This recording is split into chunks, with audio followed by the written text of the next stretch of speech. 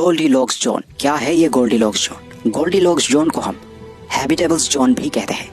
यह हमारे लिए उतना ही महत्वपूर्ण है जितना कि हमारे लिए पानी है। हमारे इस यूनिवर्स में कई सारे खरबों तारे हैं और इन तारों के अपने प्लैनेट्स हैं और इन्हीं प्लैनेट्स में हमारी अपनी पृथ्वी यानी अर्थ भी है जहाँ पर हम रहते हैं। अब पृथ्वी से बाहर अगर हमें कोई जीवन खोजना है तो हम कैसे उसकी स्थिति का पता लगाएंगे कि कोई प्लैनेट जहाँ पर पृथ्वी जैसा माहौल हो सकता है कैसा पता करेंगे? ये सब जानने का केवल एक ही तरीका है और वो तरीका ये है कि हम पृथ्वी की तरह हर चीज को कंपेयर करें।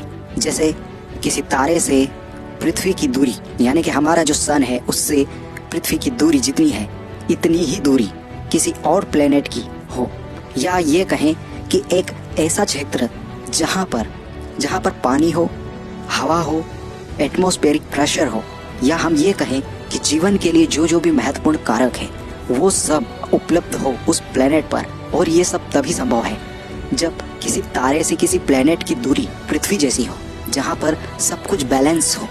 और ये सब बैलेंस प्राप्त करना बहुत ही ज़रूरी होता है और इसे जानने के लिए ही हम गोल्डीलॉक्स जोन या हैबिटेबल्स जोन की अवधारणा को देखते हैं। हमारी अपनी गैलेक्सी में खरबों तारे हैं और इन खरबों तारों के अपने अपने सौरमंडल हैं और इन्हीं सौरमंडल में हमारा अपना सौरमंडल है जहाँ 8 ग्रह हैं और इनमें हमारी पृथ्वी है। ऐसे ही बहुत सारे सौरमंडल खरबों हैं। तो इन खरबों तारों के अपने कई सारे खरबों और भी खरबों कई सारे इतने सारे प्लैनेट्स हो सकते हैं। तो इन प्लैनेट्स में पृथ्वी जैसे कई सारे प्लैनेट्स के होने की संभावना भी हो सकती है और इसे नकारा भी नहीं जा सकता। पृथ्वी पर से साइंटिस्ट जो एक्सप्लोरेशन करते हैं अंतरिक्ष में वो इसी से पता करते हैं, इसी हैबिटेबल्स जोन की मदद से वहाँ पर पता करते हैं कि असल में हैबिटेबल्स जोन ही वो चीज़ है जो हमें ये बताती है कि पृथ्वी जैसा माहौल वहाँ पर हो सकता है या नहीं, वहाँ पर सही तापमान, सही हवा, रहने के लिए पूरा का पूरा सही वातावरण उपलब्ध है या नहीं। वो इसी हैबिटेबल्स जोन के माध्यम से हमें पता होता है। कहीं वहाँ पानी भाप बन के उड़ तो नहीं जाता या बर्फ तो नहीं बन जाता।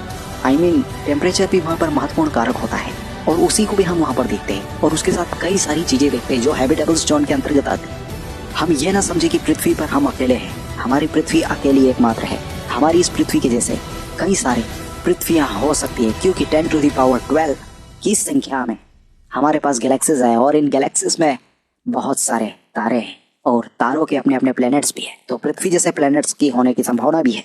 तो इसे पता करने के लिए हम गोल्डीलॉक्स जोन की अवधारणा को ही देखते हैं।